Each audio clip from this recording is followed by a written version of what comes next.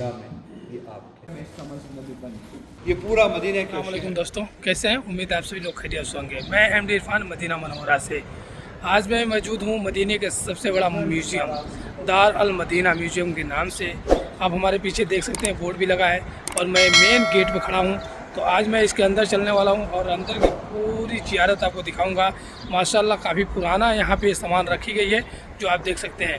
तो आइए मैं चलता हूँ अंदर के चलकर पूरा मैं आ गया हूँ दार अल मदीना म्यूज़ियम के पास और यहाँ से मैं मेन गेट से इंटर होंगे अंदर जाने के लिए। और यहाँ से आप देख सकते हैं तीर लगा हुआ है दार अल मदीना म्यूज़ियम के अंदर जाने के लिए। और यहाँ से मैं अंदर जा रहा हूँ। यहाँ पे मुझे एक पॉलिथीन मिलती है अपने शूज में पहनने के लिए, तो मैं यहाँ से पहन कर रेडी हो गया हूँ और अंदर चल के आपको पूरा दिखाता हूँ व्यू। माशाल्लाह ये देखिए, और यहाँ से आपको मैं अंदर ले चलता हूँ और इसके बारे में भी आपको बताता हूँ। बनाई थी तो सबसे पहले अपना घर बनाया था यहाँ पर, जो कि फरिश्तों के ज़रिए। उसके बाद इंसानों में हज़रत आदम अलैहिस्सलाम ने आकर यहाँ पे खाना काबा की तामीर की थी, जो कि तूफ़ान नूह में बह गया। उसके बाद अल्लाह ताला ने हज़रत इब्राहीम अलैहिस्सलाम को हुक्म दिया कि यहाँ पे अपनी बीवी हज़रत हाजरा और अपने बेटे हज़रत इस्माईल अलैहिस्सलाम को छोड़कर आप यहाँ से वापस फ़लस्तीन चले जाएँ। हज़रत इब्राहीम अलैहिस्सलाम अल्लाह ताला के हुक्म से मक्का आए और आकर यहाँ पे उन्होंने टेंट लगाया। टेंट लगाने के बाद वो यहाँ से वापस चले गए। कुछ दिनों बाद हज़रत हाजरा के पास जो खाने पीने का सामान था वो ख़त्म हो गया और हज़रत इस्माईल अलैहिस्सलाम यहाँ पर प्यास की शिद्दत से रो रहे थे और हज़रत हाजरा पानी की तलाश में इन दो पहाड़ों के दरमियान चक्कर लगा रही थी। ये सफ़ा है, ये मरवा। सफ़ा मरवा के दरमियान चक्कर लगा रही थी। सातवें चक्कर पर अल्लाह ताला के हुक्म से हज़रत जिब्राईल अलैहिस्सलाम आए और आकर यहाँ पे अपना पर मुबारक पड़ा और यहाँ से जमज़म का पानी निकला। जमज़म की वजह से इस इलाके में आबादी शुरू हुई, उससे पहले यहाँ पे आबादी नहीं थी। इन रस्तों से तिजारती काफ़िले का गुज़र था। एक बार एक तिजारती काफ़िला जो कि शाम से अपने घर यमन की तरफ जा रहा था, वो अक्सर इस पहाड़ के पीछे आराम किया करते थे। एक दिन उन्होंने देखा कि इस वादी में परिंदे वगैरह मौजूद हैं, तो वो पहाड़ यानी कि जबल अबी कुबैस से नीचे आए।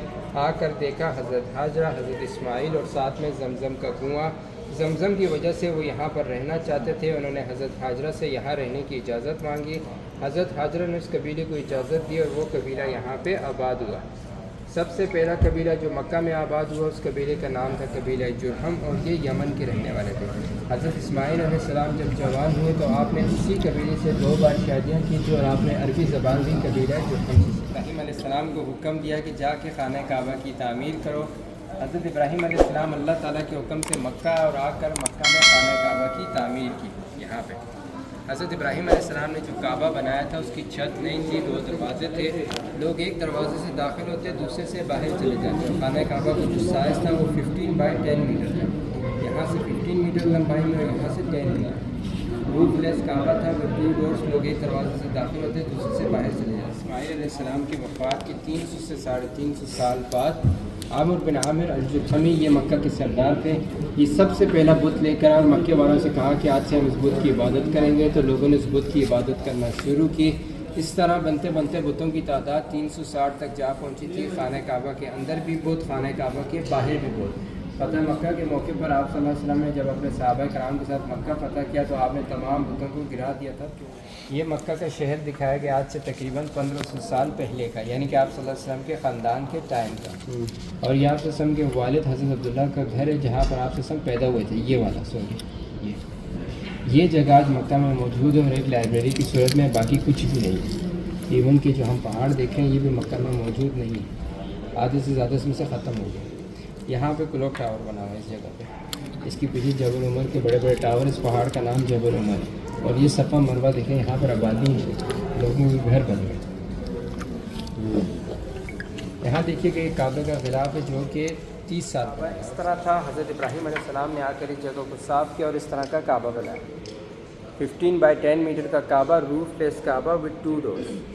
उसके बाद कुरैश मक्का ने आकर खाना काबा इस तरह बनाया। ये वाला कुरैश मक्का ने आपस में डिसाइड किया था कि हम अल्लाह के घर की तामीर अपने हलाल पैसों से करेंगे। जब उन्होंने तामीर शुरू की तो उनके पास पैसे कम पड़ गए। उन्होंने खाना काबा को छोटा बना दिया, 10 बाई 10 मीटर।